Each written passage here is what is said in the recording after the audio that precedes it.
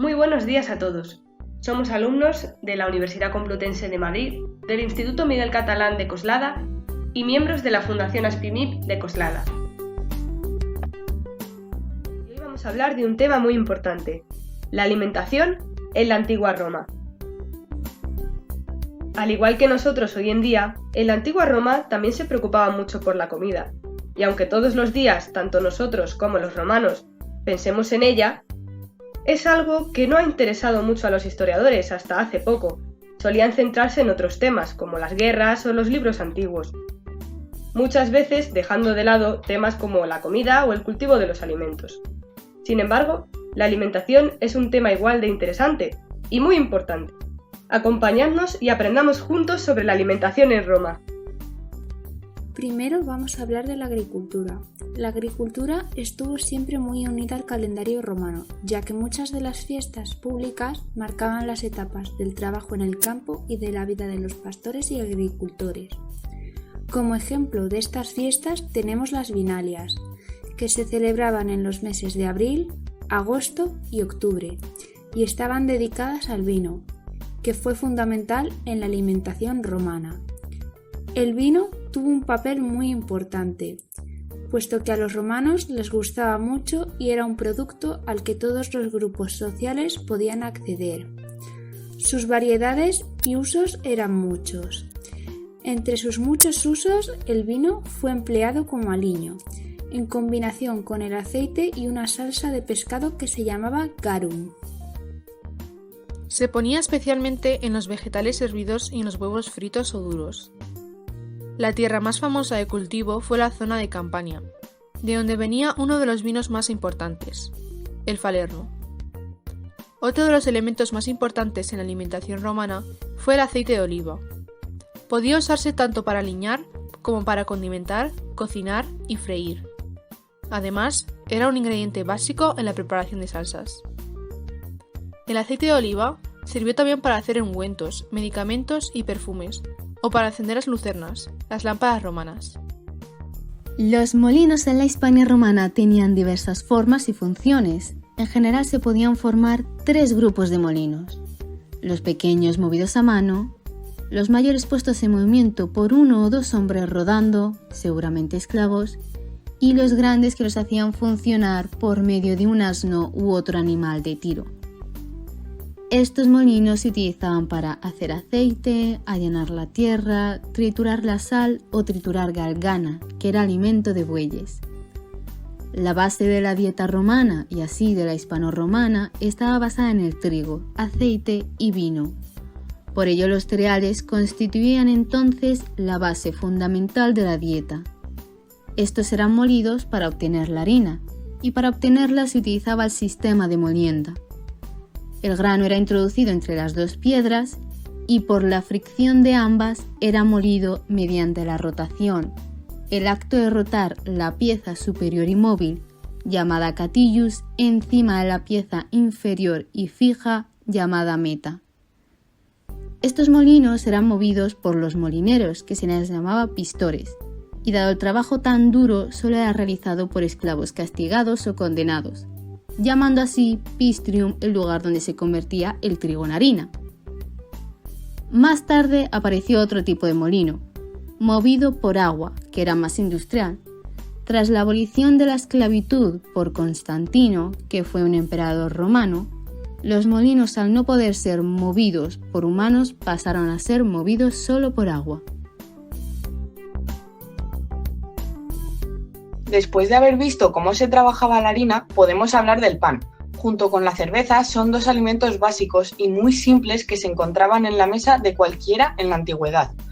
Ahora bien, ¿por qué llamamos a ambos alimentos si la cerveza es una bebida? Realmente, en el antiguo Egipto denominaban igual al pan y a la cerveza, puesto que los ingredientes se parecen un montón. Incluso en algunas zonas era el salario. Por un día de trabajo cobraban unos 5 litros de cerveza.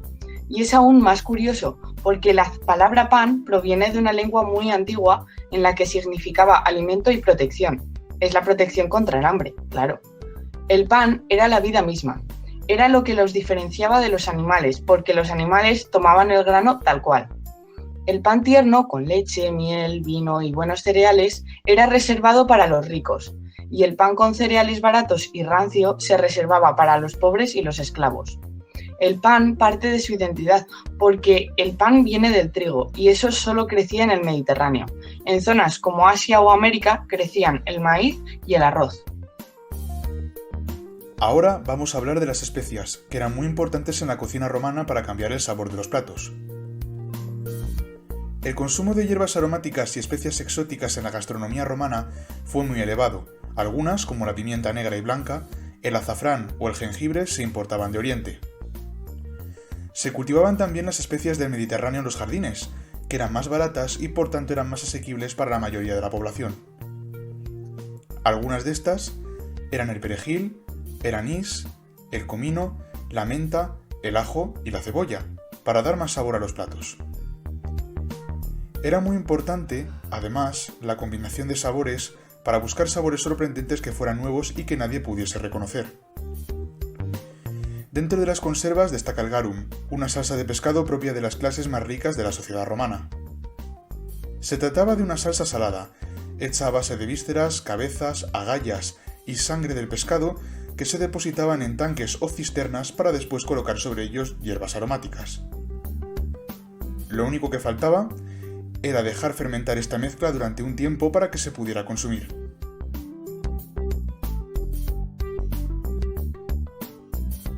No podríamos hablar de la alimentación sin mencionar las recetas, pues al igual que hoy en día, los romanos también ponían por escrito cómo hacer sus platos favoritos.